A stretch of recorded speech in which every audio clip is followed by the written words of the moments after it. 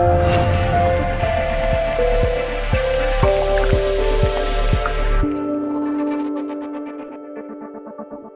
guys, what's up? So today I have a special guest, and this is a different kind of candid conversation.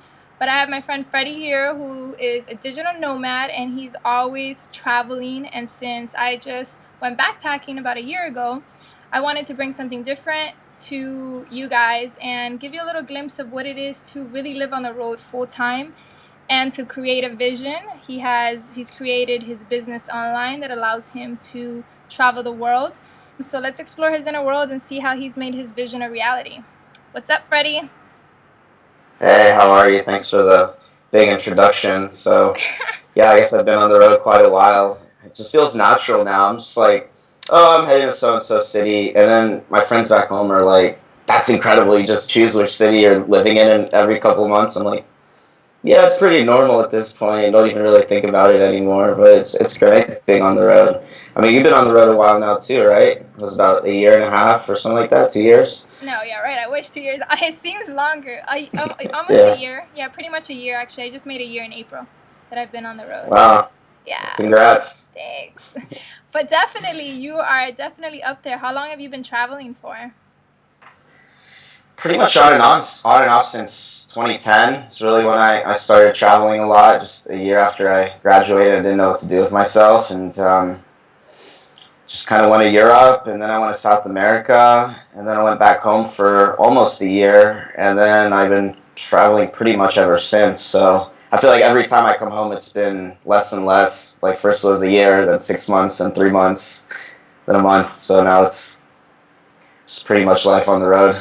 Yeah, you've been, because since I started, you're always, even before I started traveling, I've been seeing you like nonstop for the last like year and a half, 2 years. You've really been on the road. And then you Yeah, go back yeah. home for like a month and then you're on the road. Yeah, no, last year in particular was super crazy because right around the time that I was thinking I should really, I know you're a proponent of slower travel, and I've tried to kind of stick, but I don't know, I like moving as well, so I realized to help with my personal development and also, honestly, just for logistical reasons too, so I don't go crazy and focus more on my goals, is just spend 3 or 4 or 5 months in a place rather than the traditional backpacking where it's like you have a route over 3 or 4 months and you hit a different city every couple of days. So just last year though it was just like the final hurrah. I did this one tour. It was like 30 countries in 35 days, including 5 days in a train from Beijing. Yeah, from Beijing to Moscow. By the time I was done with that tour, I was like half of those nights we slept on trains, like on tiny little things with like homeless guy below me, like drinking like whiskey or whatever, and that was it. Said, okay, I need to slow down. I've had enough. It's like when a parent, they say, if you catch like your 12-year-old smoking a cigarette, you make him smoke a pack and you just will chill out. I think that's what I did to myself. I'm like, okay, I need to slow down. So Yeah, I remember when been you told trying me you to. were doing that, and when we met, where was it that in Thailand, we saw each other in Bangkok, and I remember you were about to go on Yeah. that tour. I was like, that is crazy, because there's so many places you're hitting up. So, do you feel though that your travel has evolved, like the way that you travel compared to when you first started? Now you're staying in places for longer periods of time. You're saying, right? Uh, Oh yeah, it's definitely evolved. Like this girl I was kind of dating in Mexico, I've known for maybe over a year. She's like, "You're not quite as hippie as you used to be." I'm like, what is that supposed to mean? I guess I'm just like, I don't know, acting a little older, focusing more on work, things like that. Whereas before, I just kind of saw myself more as a backpacker. Just okay, this business thing, do a few hours a day to make enough to continue to travel. But now I have higher goals, and the business has grown a lot. So I still like to travel and do a little adventure every once in a while. But it's really gotten to the point where after a while, it makes more sense to slow things down because I feel like when you're doing those like 2 or 3 month trips where you're hitting a different country, like they can be useful for a while, but then you have to kind of figure out, like you say, the intuition or the focus in your head. What do you want to do? And I mean, unless you want to be one of those professional people that keep traveling nonstop, and then you get hit like a big travel vlog, but I don't think I could do it forever. So yeah, just slowing things down. I've evolved to kind of chill out a little bit, and it's in my mind now, kind of, I guess, inevitable. Like, okay, well, I should really start thinking about a city to choose as a home base where I'll spend at least most of the year, and that will help, kind of help me evolve a little bit, and really just focus on goals and stuff like that too. It's when you're traveling really fast, it's hard to eat right, it's hard to sleep right, it's hard to anything right. It's tons of fun, but I guess it's just diminishing returns after. Like if you're like on a personal growth journey, and this is something like, oh, I'm going to take this 3 month trip and it could be really good. But I said the same thing about music festivals when I was younger. Because at first I was getting a lot out of it, and I'm like, wow, I'm exploring all these new possibilities. And then after a year of like nonstop festivals, I'm like, oh, my head hurts. Okay, time to take a step back. I feel like it kind of the same evolution with travel, where um, when you're younger, it's fun to just backpack and things like that. But when you're older, I think it's really good to have a home base. I know you kind of have Bali's your new sort of home base. I know you keep going back there, right? Yeah, I keep going back. I still haven't been.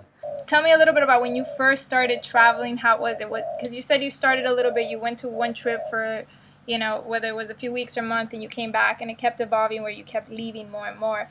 But at that point, did you already have a business? Was it you were working and then you would just go on vacations? How did the process for you to travel full time from a financial standpoint evolve and get you here?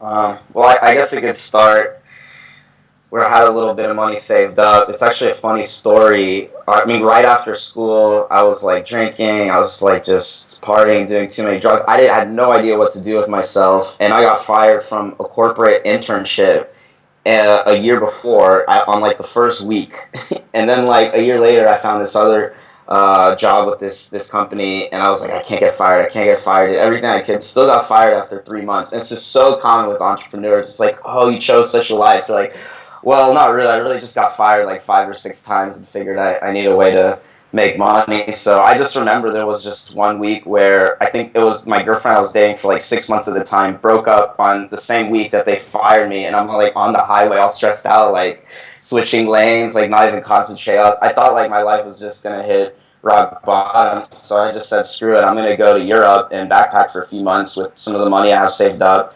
And I didn't have like some crazy big epiphany there, to be honest. I was just kind of, well, that was fun, but I still know what to do with myself. And after that, I kind of went home for 2 weeks. I'm like, nah, I'm going to head down to Argentina. And that's where I met, well, I already knew my business partner since high school. He was the only person I knew down there. And I moved down to Buenos Aires for about a year. And it was really at that point that I started, in every city, it's like maybe 25% of the expats or even more somehow involved with some online stuff or freelancing or running their own business. So I started to see what they were doing, and I interned for some of them, got fired from that too. So I'm just 100% fire rate for Fred. So, and yeah, I mean, that's when my business partner, I'm serious, yeah, it's when my business partner, he was already teaching chess online, and we realized like, at that point I was making about $800 a month doing odd jobs. Wasn't bad, but it kind of dawned on me that if you're making dollars or euros or high currency, but you're a low currency country, it doesn't take that much as you would think to live, especially when you cut out all the costs that you have back home. Like, I don't have car insurance. I used to say health insurance, and I have to pay for that. I get fined. So still, I mean, rent is huge, bills. So it's great. Like in April, I didn't even pay rent because I was just moving. So my rent was basically this crazy trip I took to Venezuela, and that's it. So and just a week here at. So you just have a lot more flexibility, and so yeah, I figured I'd just do it as a little side business, and it kind of grew. And I was working at a hostel in Brazil for 6 months while it was. After a few months, I was already making like a few $100s a month, which isn't a lot between two people. But in Brazil, it really supplemented my income for the hostel because it was like, great, I'm getting a free place to stay, I'm getting a little bit of free food, and now I have, whatever it is in the Brazilian currency, 1,000, which is way more than would be in the U.S. So I mean, at that point, I was already kind of self-sustaining, and then I went back to Atlanta for a year to really grow the business more. And I think that year I worked like 100 hours a week, like every week. It was so unhealthy. Like I was getting like acne and stuff. It was terrible. But now I got through the takeoff phase, and I get to have a much more relaxed life and work while I travel, and it's pretty good. So That is pretty awesome.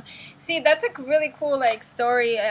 The things that you went through to get here, because I think oftentimes we go through things like, you got fired from your job, your girlfriend broke up with you. Sometimes when you're going through shit, you're like, this is terrible. My life is over. Like, can anything get worse? But really, oftentimes, and your story is also another example of that. Things are always falling into place, and they look like they're falling apart.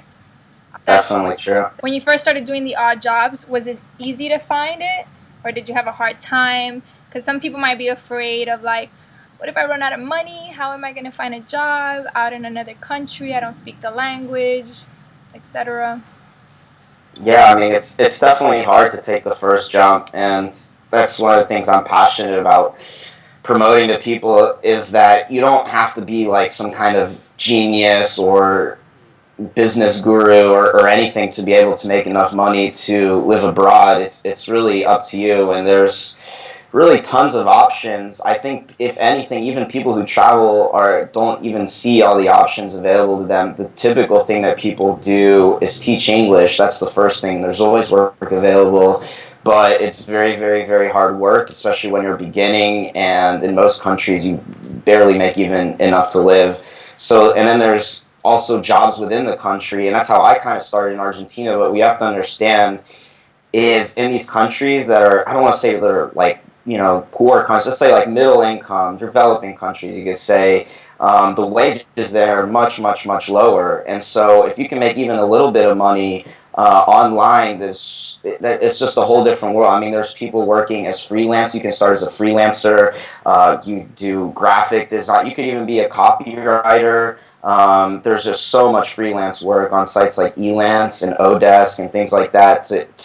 If you want, if there's something you can do online, or even translating, and the list can go on forever. And then there's also starting your own blog or starting your own business, and there's a lot of good books to read. There's formulas to follow. If you put good content out there, people will come. It's not rocket science. And then if you put products there that people like and you develop a good reputation with them, then you have some fans, and then you have sales, and you have your online income, and so you can live anywhere you want. So say, I mean, if I was living in like New York City or San Francisco, I would be in like abject poverty. But here in Mexico, it's like I eat out every day.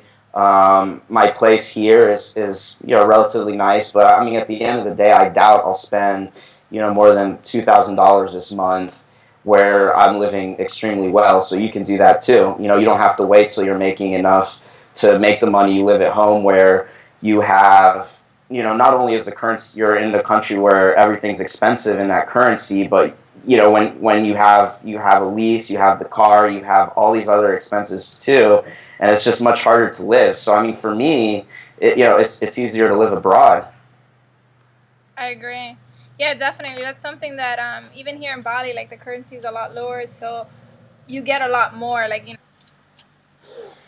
Yeah, there's actually like a whole like theory based around it. They even have a name for it in like the entrepreneurship. It's called baselining, where it's like you move to some tropical jungle where you find the absolute cheapest everything that you can and just go there and get started, because the alternative is trying to like stay at home and work a part-time or even a full-time job while doing it, where you can't put all your energy into it. So a city that's very popular with that is Chiang Mai, because in Chiang Mai, which in Bangkok's already pretty cheap, but Chiang Mai is a really like good standard of living, and it's even cheaper in the north. I think you were there at some point, and so you have like thousands, maybe tens of thousands of these type of people that are moving there specifically so they can move. Just with a few $1,000s is enough to stay there months and months and months, if not a year, on your own while you get things going. So that if someone was looking to say, oh, how do I start off? Do I need to save, like some crazy amount of money? I mean, you don't. You could save $5,000, and that would be more than enough to live in Thailand for 6 months, and start your online business, start your blog, start whatever you want to start. And I mean, worst comes to worst, if you manage to not pull it off, which I'm sure you will if you you put your energy into it. You just had a 6 month vacation in Thailand, so it's not too bad. Yeah, it's true. So, do you see yourself like living outside the U.S.?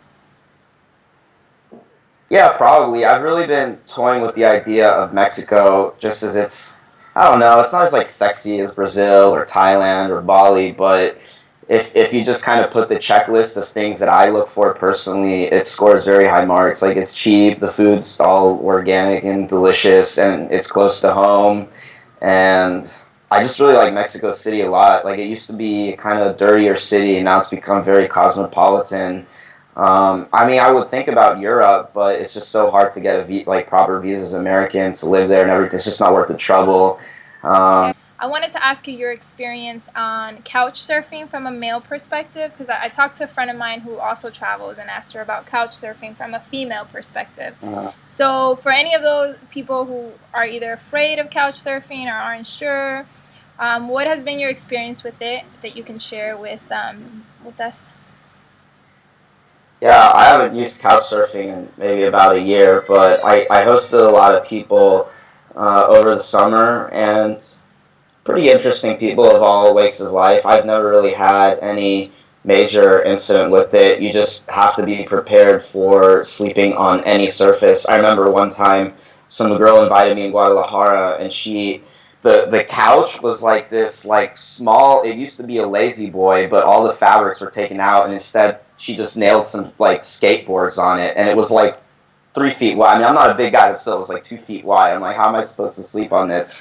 So I just like gathered a bunch of blankets and pillows on the floor and just whatever she gave me. And then she just gave me like a big jar of weed and she's like, here you go, figure it out. So I was like, okay, well, you never know what you're getting into if you're more young and adventurous. If you have, a tour to catch or you're trying to get some work done or you have any responsibilities whatsoever, couch surfing can be dicey to do. Well, to host, you can host anytime. That's easy, but to stay at someone else's house. But that's kind of the fun of it. You never know what you're getting yourself into. So I've had some fun experience both hosting and staying at other people's houses. And in one case, I hosted somebody, and then later on I was in London and I got to stay at her house. So it works out.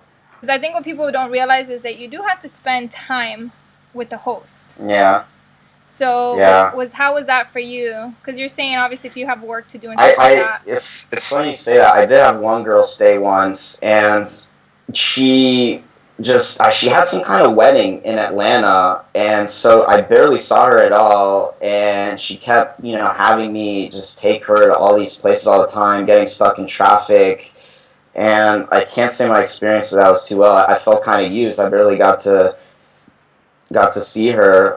But I mean, most of the time, it's been good though. It's not that I don't enjoy the random experiences. It's that these days I just have too much going on to end up in kind of the situation you ended up, where it's not that they're bad people. You just don't know. Maybe they're chain smoking in a small room with you. Or or maybe they make you sleep on the floor with here's a pillow, whatever. So I just my life right now doesn't allow for so much flexibility as it used to. But if you don't have the burden of an online business or school or whatever you have going on, and you're just totally on an adventure, and you can get into anything, and you don't have a dog with you, and all that, then yeah, I mean, you don't really have anything to lose. Is the worst that can happen is you leave. But I say to everyone, especially women, obviously, check the reviews because there's kind of a lot of weirdos on couch surfing of both sexes. But especially, I don't know, it's weird stuff goes on in couch surfing too. So, but honestly, like if you see someone with a couch surfing profile and they have a bunch of good reviews and all the little verifications and stuff, you don't really have that much to worry about. I mean, I remember I read on a blog somewhere like someone had a really good quote that, well, at least with couch surfing, I know a bit about them. Whereas I'm staying in a hostel, there's 7 other people that I don't know anything about, which could be, even worse. I would try it. I've had some really interesting experiences with couch surfing. I personally love hostels. In the United States, I think we're not used to like the hostel world, and people have a lot of misconceptions about it. Because I remember when I Yeah. first started traveling, people were like, "You're gonna stay at hostels. Oh my god, be careful! You don't get killed. Have you seen the movie Hostel?" Only Americans. There's no other nationality in the world that has a fear of hostels. Maybe because of one movie that I've never even I've seen. never So even like, oh seen it my, either. And they were all I telling know. me the same thing. And they have like this idea that it's like dirty and dark. And I'm like, I had no idea what to expect because I never knew anything about hostels. But then once I got there, I'm like, this is way better than hotels. Like I would never pay $200-300 for a hotel because you can find really good places even if it's not a hostel. Like the place I'm in right now is like a resort, and so you have these really cool bungalows. It's a little bit pricier, but even if you wanted to have a little bit more luxury, you still could have it at like a less price than $200-300 a night that we're used to back at home. But Yeah, exactly. It's like with the same salary in New York, you're living in poverty. In Bali, you're balling out in your resort with these little, I don't even know what you call those sheets that come down and everything. It's oh my, yeah. my, yeah, all the beds in cause I do the interviews here because the internet's best in the room. But yeah, all the beds in Bali have like these mosquito nets, even though like you don't really have a lot of mosquitoes in the room, but it's just a tradition. But Yeah, I'm remembering about. I feel like after one time I got hit with bed bugs really bad, my passion, like, I'm more tolerant of mosquitoes now. I'm like, well, you guys bite me, but you're not going to follow me in my bag and, make me miserable for 3 weeks. So oh, it's really bad. that's bad. Yeah, one time I got bed bugs in Romania, and it was actually no, they followed me from Moldova. These evil creatures. We stayed at this most disgusting hostel in Moldova. That was if what Americans imagine hostels are like, that's what it was like in Moldova. Like leaky roof, bugs everywhere. Oh. It's like some 60-year-old French guy just always watching porno in the living room. Just one of those weird hostels. So you're like, I gotta get out of here. This place feels weird. And yeah, I wish I took a picture of the kitchen. It was just so yeah. The bed bugs, they followed me to Romania and they're biting me for days. And they're so sneaky. They're the most evil creatures on earth. And one day I'm just reading my Kindle and I see them out of the corner. I'm like, no! I finally saw it. Smash one. Just blood goes everywhere because it's just disgusting. And I scream like a little girl. And this is in the middle of the night in the hospital with like 5 people. Immediately turn on the light and they're all like looking at me and speaking different languages, like what the fuck. And I have to go, I have to tell them now bed bugs. And so for the next like 5 days, everyone treated me like a leper. Like I couldn't even get near people. I was like, I was throwing like boiling water on my bag. Yeah, these are realities of life on the road. So, question: what are some difficulties that you've faced living on the road as a nomad? I guess there are the difficulties of a lot of nomads, and that's just really just kind of loneliness of being by yourself for such an extended period of time. People aren't used to it. Like the concept of traveling abroad, it sounds great, but when you're actually in it, you realize, oh, I'm in a new city and I don't know anybody again. And so if most people, for you and me, we're used to it, but most people aren't used to that kind of feeling. Like right now, I mean, you're the first person I talked to that I know maybe 4 or 5 days since I just got to this town. I don't know anybody. I've just been working, head of the beach, playing with my dog, minding, saying hi to other people when we're just eating lunch or tacos, but not, haven't really made any meaningful relationship or anything. So, it could be another 4 or 5 days like that. And so that's just kind of how it is. And it's funny, no one actually talked about that for a while because I feel like digital nomads knew that not to sound ungrateful for the really good life that we have, so no one really wrote out a lot of the complaints. And then there was this guy named Mark Manson. He has a really famous article I about. like him. Have you heard of him? Yeah, I read his stuff. It's really Yeah, good. yeah. I got to hang out with him. It's in Really? Bangkok for a little while. Yeah, yeah. That's He so lives in cool. Colombia Yeah, he's in in Colombia. Medellin. Yeah, that's so Yeah. cool. Sorry, nerd. Yeah, he no he, yeah he was no he was at that conference that remember that dinner Oh, in that Bangkok I that you brought. went for. Oh, I Yeah, should have he gone. wasn't there Damn that night it. though. Yeah, I think he's like the most famous person in the group, so everybody like either tries hard not to geek out on him or just geeks out on him like, I love your work. And he's like, oh my God, just chill out. Yeah, like I'm just a normal guy. So, yeah. I guess it kind of can happen to me in Atlanta too. Like people I don't even know that I went to high school with that I'm somehow Facebook friends with will follow my photos for X amount of time, and then I'll see them in Atlanta. I barely remember, or sometimes I even don't remember them, and they're like, "Oh yeah, I remember that one photo and that time," and they're like, they've developed this connection with me through Facebook, and I don't. I feel bad because I don't even know who they are. That's another thing of traveling a lot. You form so many memories in different places. There's a lot of constant recycling where if you're static in one place, things change at a much slower pace. But that's not necessarily a bad thing either. Through your travels, what have you learned the most about yourself and just life and the world? You've seen a lot, you've interacted with a lot of different people, you've had a lot of experiences. So what is something that a biggest, like, I mean, you learned a lot, but what is something that stands out in your mind? I mean, a couple things. I think what led me here, what I'd have discovered this world more quickly if I didn't limit.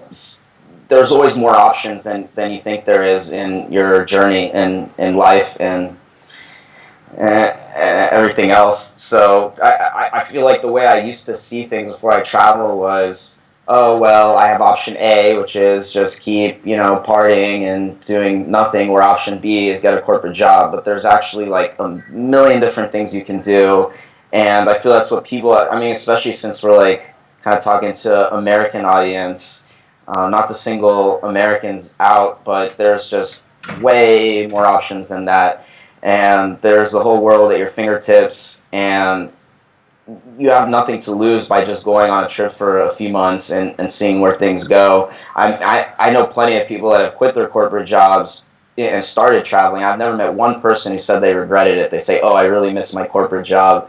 I think it's yeah.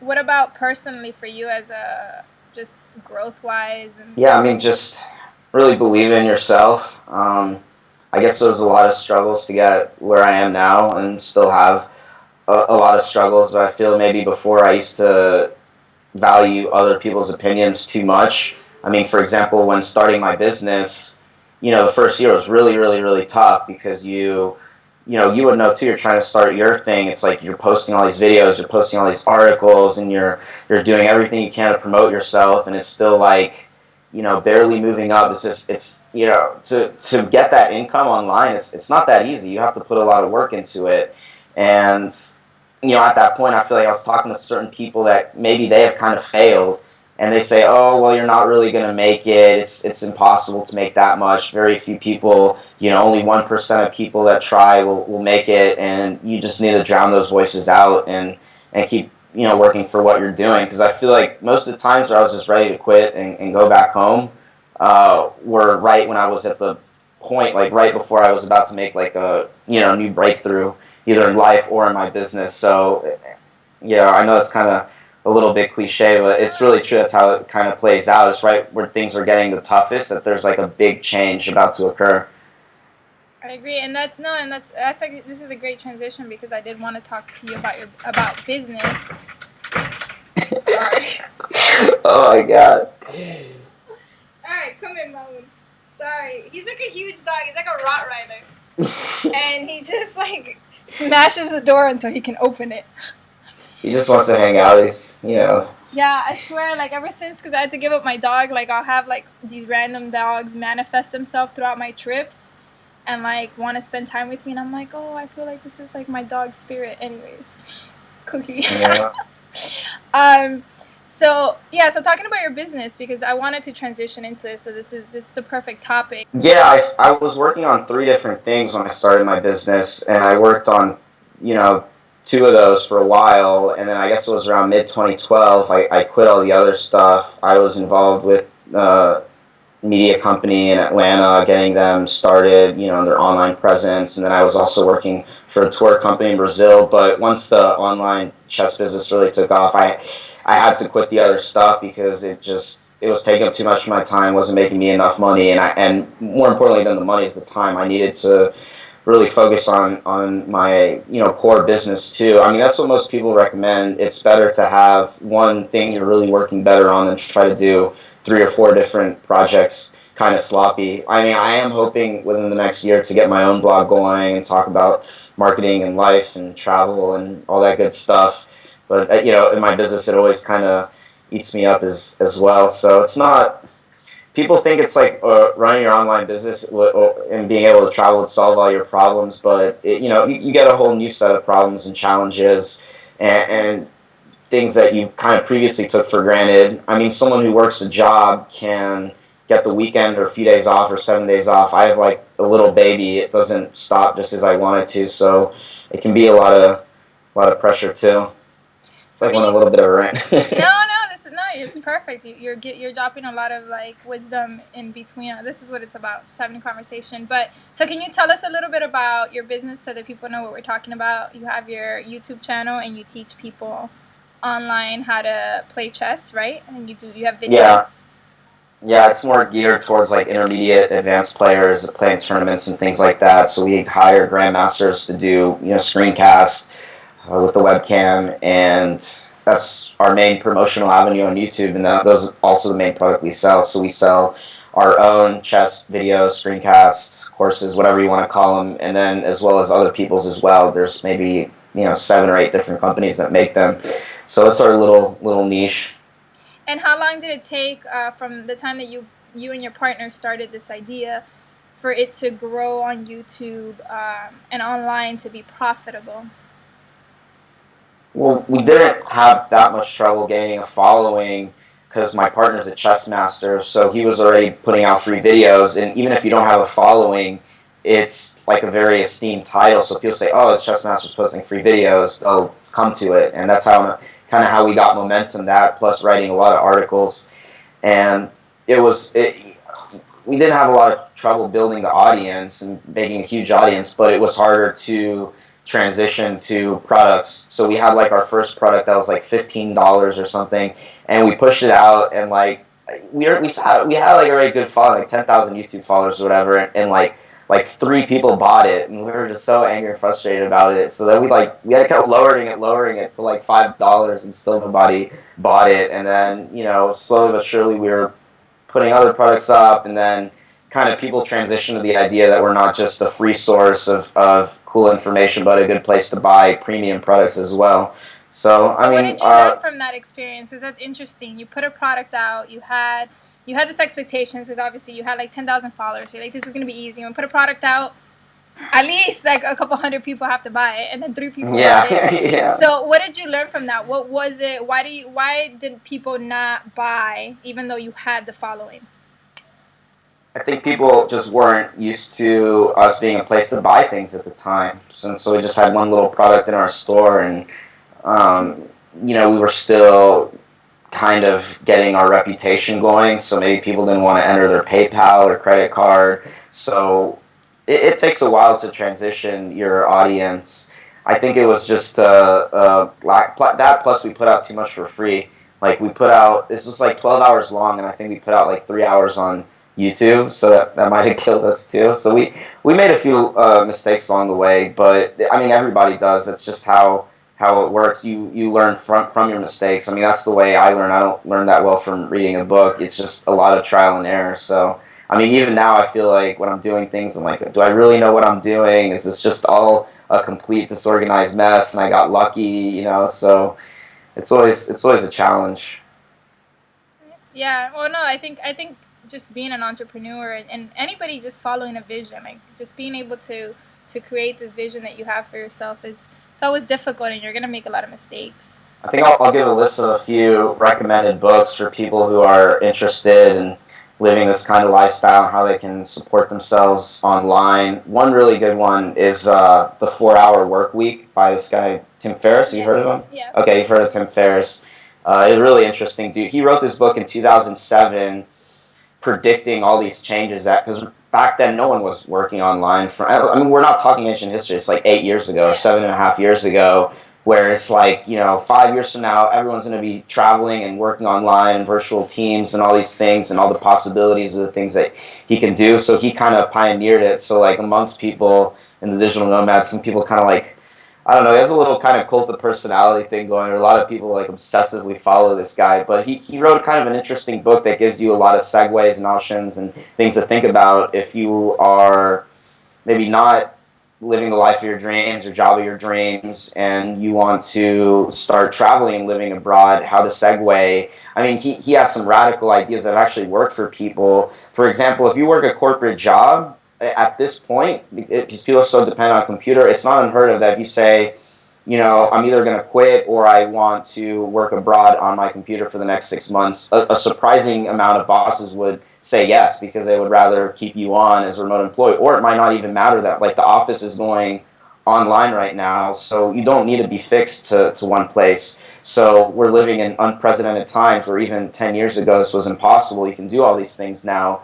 So take advantage of them, and because before it was like, well, I want to start my life, I want to do this and that, or I want to travel. Traveling something you did off, but now, with all the tools you have on your computer, you don't have to limit yourself like that anymore. So maybe not to stroke ego too much, but I feel like we're pioneers in this. We're just trying out this new thing, and there's all this theory developing around it, and it's pretty exciting to try because families don't even understand what we do or what I'm doing.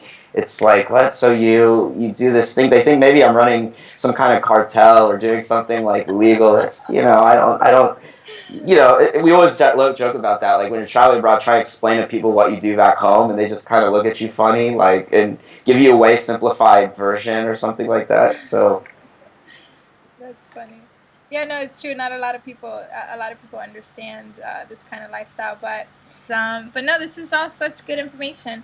But before we wrap up, I want to ask you, how about your personal relationships? From a romantic standpoint, when you always have to move, like, is it easy for you to meet people? Have you made connections? so it's funny you say that. It's just I was kind of when I was seeing this one girl in Mexico City a little bit, and I'm like, she was saying, "Hey, I'll be your girlfriend if you settle down." And thinking about this, just one thing you miss is relationships have a tendency to be very short. Not because you want them to be short. I mean, they're going good, but you're moving on to the next city, or they're moving on, or it's hard. So they don't. And I'm not even talking only romantic relationship. I mean, friendships too.